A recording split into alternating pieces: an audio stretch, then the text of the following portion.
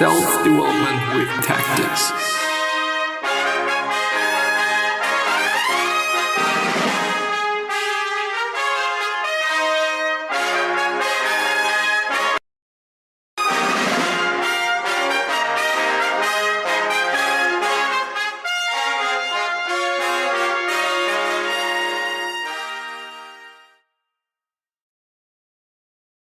So, today we are gonna talk about Jeff Bezos, and this is what you are going to regret at 80, which apparently is something that he said.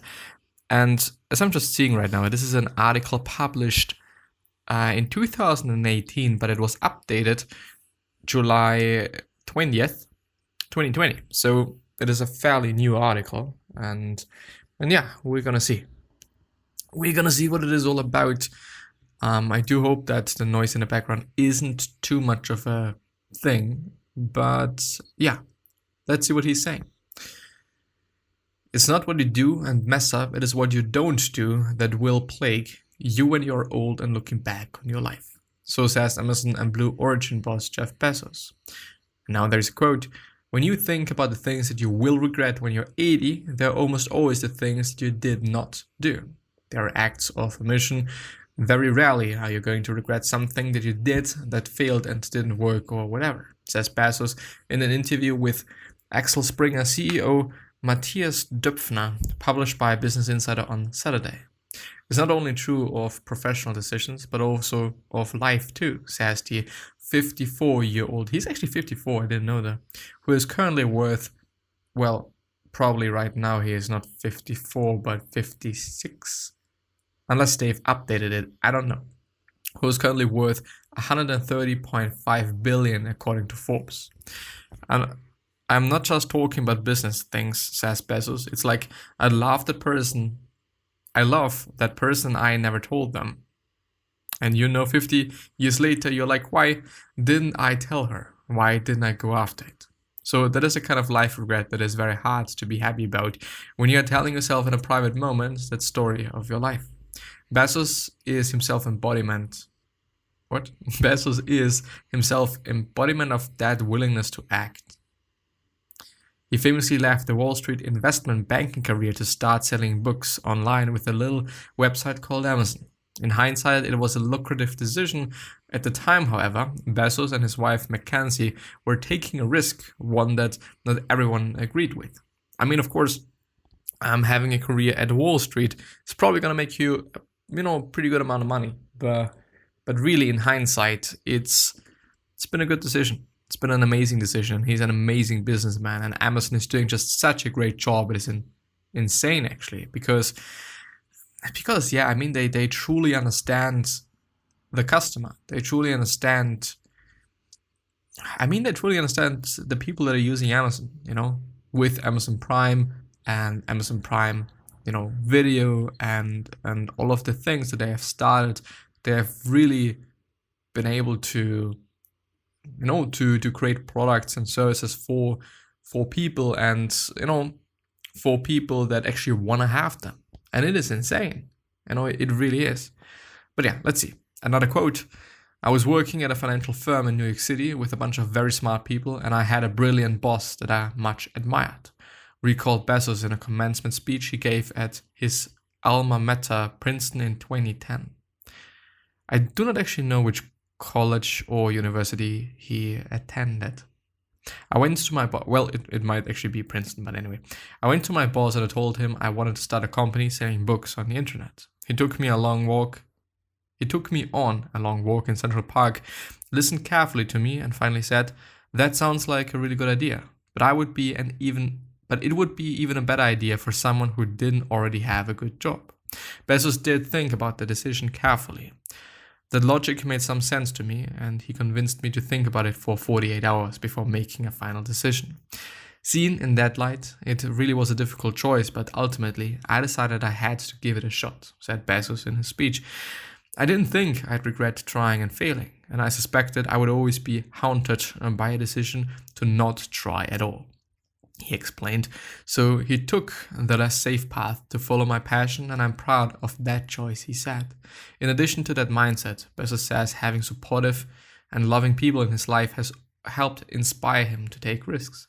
Mackenzie, she had married this staple guy working on Wall Street, and a year after we got married, I went to her and said, I want to quit my job, move across the country and start this internet bookstore. And Mackenzie, of course, like everybody I explained this to, the first question was, what's the internet? Because nobody knew. This was 1994, says Bezos in his interview with Döpfner. But even before she could say, what's the internet? She said, great, let's go. Because she wanted to support it, and she knew that I had always had this passion for invention and starting a company, says Bezos. In addition to his wife, Bezos credits his parents and grandfather as major influence in his life, giving him strength.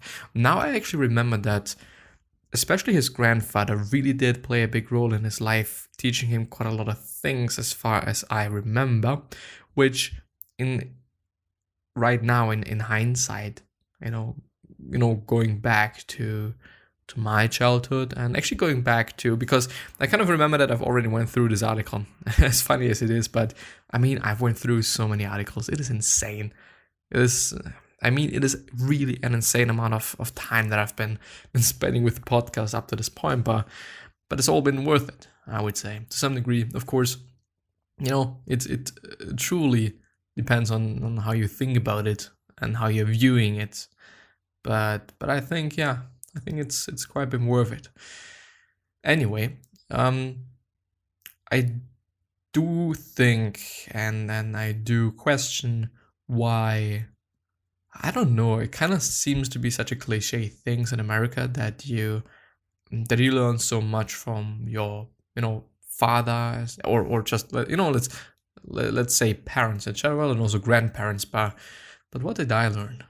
I think that, of course, you learn by osmosis, by watching people doing something and whatnot. And I've definitely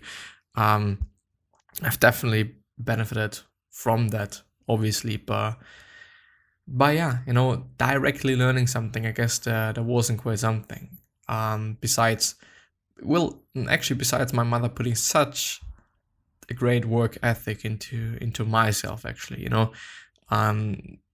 doing everything in terms of, for example, homework, always doing it on the day that I had to do it, or like, let's put it, I've had a week of doing something, I've had a week of time for doing something, and I've always done it the first day, maybe the first few days and whatnot. Like my mother always pushed me to do that, and I'm actually, pretty grateful for that.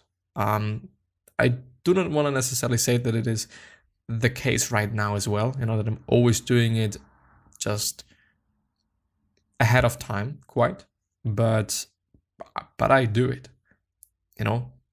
I've never had something quite that I've not done. Not in school.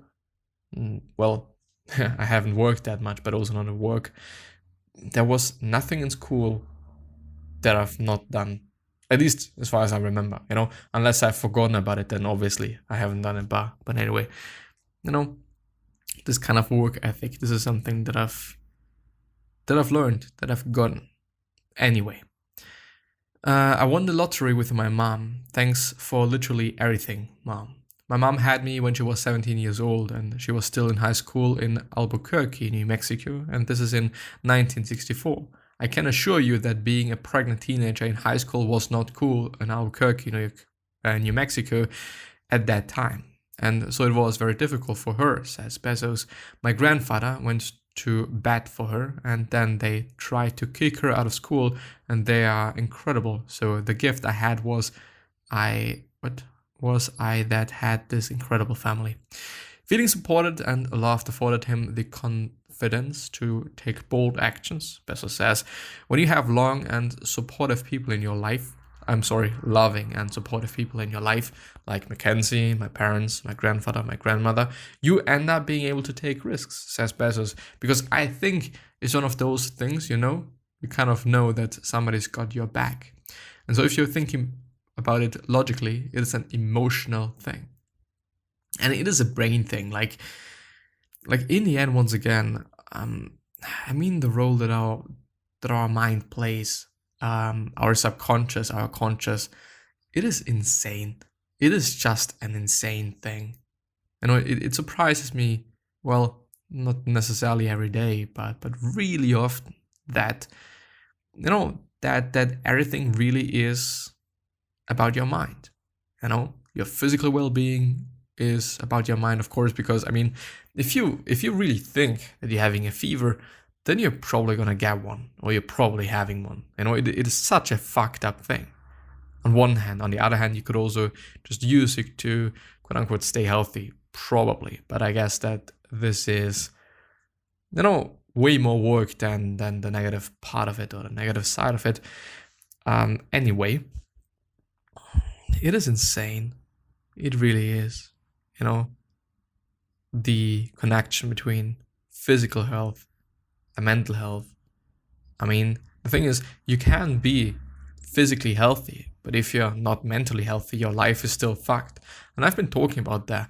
Like, it is an insane thing. Me working as a paramedic and being around elderly people quite all the time. Like, when I'm doing my job, most often I'm talking to elderly people. I'm having to do with elderly people. Of course, sometimes there's also people that are not that old, like, I don't know, 50 or something, which is relatively young. But then there's also people like 103, 95, 94, 90, 93, 83, something like that. Like, there's actually quite a lot of relatively old people. And some of them are in really good shape. Really, really amazingly good shape. But the problem is, once you're in a bad shape mentally, everything is gone. Everything is fucked. Quite, Because, yeah, you might be in good shape and you might be well off physically, but you can't do anything anymore. You can't talk, maybe. You can't interact with people just in a proper way. And actually, maybe you can't even use your physical body just because your brain is so fucked and your head is so fucked, which, could also talk about depression here. Could also talk about like some other mental illnesses, schizophrenia and whatnot. But if your mental game is fucked, things are really fucked, let's think about Stephen Hawking. His body was, he was not well off in terms of his body, but mentally he was in really good shape, and therefore he was able to work, therefore he was able to do something, And I think it is the exact same thing for people that are actually healthy mentally and physically. Like, you can make sense out of your life by thinking about it, by putting it into a certain light, by thinking about it in a certain way, and by just giving meaning to it. And this is as well a mental thing. You can give meaning to certain things, but we have to work on that. We have to do that mentally. It is a fucked up thing, but with that, I'm willing to end the episode, the second recording of the day. I have been relatively productive today, and it's actually been quite a strange day, to be honest. A day of a lot of... It really was a strange day. Anyway, a good day, but in a well, anyway. Gonna see you the next time, so I wish you the best. I'll see you soon, and then please take care of yourself, and remember that we all can do something or say something that is really gonna make somebody's day, We all can. It's not a secret, but we all can. So yeah, gonna see you the next time. Bye-bye.